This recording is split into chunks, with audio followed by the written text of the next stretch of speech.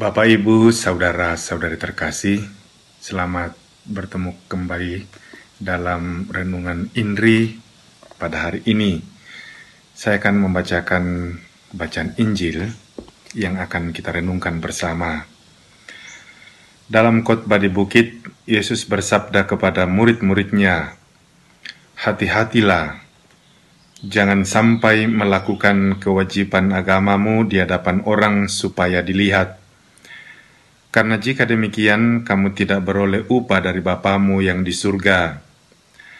Jadi apabila engkau memberi sedekah, janganlah engkau mencanangkan hal itu seperti yang dilakukan orang munafik di rumah-rumah ibadat dan di lorong-lorong supaya dipuji orang. Aku berkata kepadamu, sesungguhnya mereka sudah mendapat upahnya. Tetapi jika engkau memberi sedekah, janganlah diketahui tangan kirimu apa yang diperbuat tangan kananmu. Hendaklah sedekahmu itu diberikan dengan tersembunyi, maka Bapamu yang melihat yang tersembunyi akan membalasnya kepadamu. Dan apabila kamu berdoa, janganlah berdoa seperti orang munafik.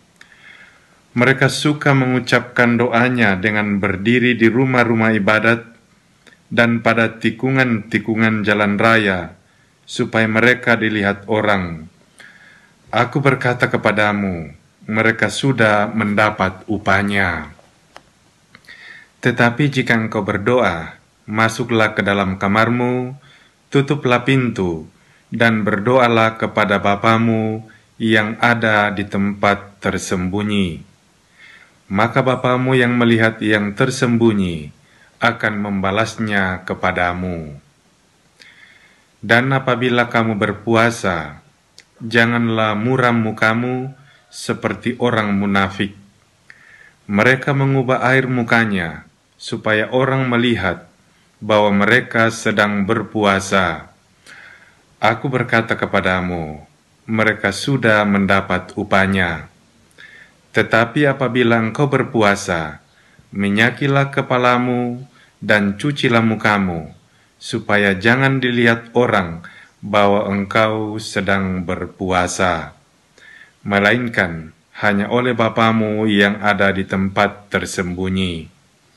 Maka Bapamu yang melihat yang tersembunyi akan membalasnya kepadamu." Demikianlah Injil Tuhan. Terpujilah Kristus. Hari ini adalah hari Rabu Abu. Hari ini kita memulai masa Prapaskah yang akan berlangsung selama 40 hari. Masa juga biasa disebut masa retret agung. Kita ingat, Yesus juga berpuasa selama 40 hari sebelum memulai karyanya. Oleh karena itu kita juga dipanggil untuk mengisi dan memaknai masa Prapaskah, masa retret agung ini dengan persiapan diri yang baik. Nabi Yoel mengungkapkan demikian, "Koyakkanlah hatimu dan jangan pakaianmu." Ungkapan ini mau menunjukkan kepada kita inti dari masa Prapaskah, masa retret agung ini. Kita dipanggil untuk pertama-tama membina batin kita, dan setelah itu kita mewujud nyatakannya dalam ungkapan lahiria. Kita dipanggil untuk mengoyakkan hati kita dan bukan pertama-tama pakaian.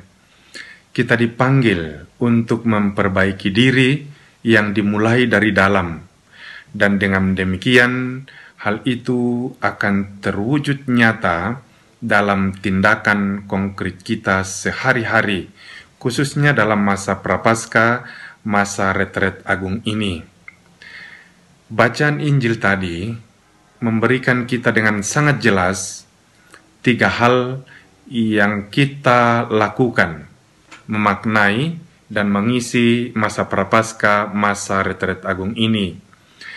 Yang pertama adalah doa.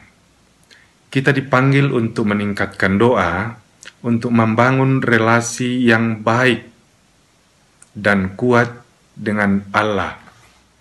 Kita berdoa selama masa Prapaskah bukan pertama-tama supaya kita pamer atau dilihat orang dan dikagumi, bukan. Tetapi kita meningkatkan doa supaya kita memiliki relasi yang istimewa, yang teguh dan mantap dengan Allah sendiri. Hal yang kedua adalah berpuasa. Dengan melakukan pantang dan puasa, kita diberi kesempatan untuk membina diri, mengendalikan diri. Kita tidak berpuasa supaya kita pamer, dilihat orang dan dikagumi, bukan. Kita berpuasa pertama-tama supaya kita mengenal diri sendiri, mengenal nafsu yang tidak teratur, mengenal egoisme diri, dan mengenal kekurangan-kekurangan diri sendiri.